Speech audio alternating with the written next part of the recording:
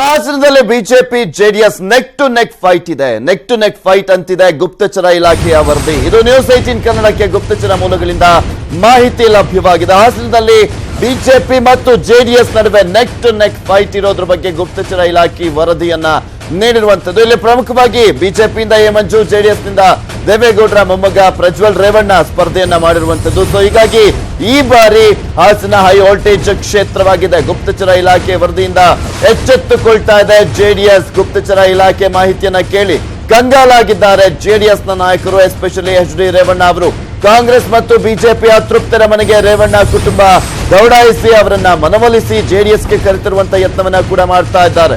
ಭಾರಿ ರಣತಂತ್ರವನ್ನ ರೂಪಿಸ್ತಾ ಇದ್ದಾರೆ ಬಿಜೆಪಿ ಅಭ್ಯರ್ಥಿ ಎ ಮಂಜೂರು ಕೂಡ. ಜೆಡಿಎಸ್ ಭದ್ರಕೋಟೆಯಲ್ಲಿ ಕಮಲ ಕಡೆ ಮತದಾರನ ಒಲವು ಇದೆಯಾ ಅನ್ನುವ ಪ್ರಶ್ನೆ ಕೂಡ ಇದೆ. ಪ್ರಜ್ವಲ್ ಸ್ಪರ್ಧೆಯಿಂದ ಪಕ್ಷಕ್ಕೆ ಬೀಳುತ್ತಾ ಭಾರಿ ಹೊಡೆತ ಅನ್ನುವ ಪ್ರಶ್ನೆ ಕೂಡ ಎದ್ದಿರುವಂತದ್ದು.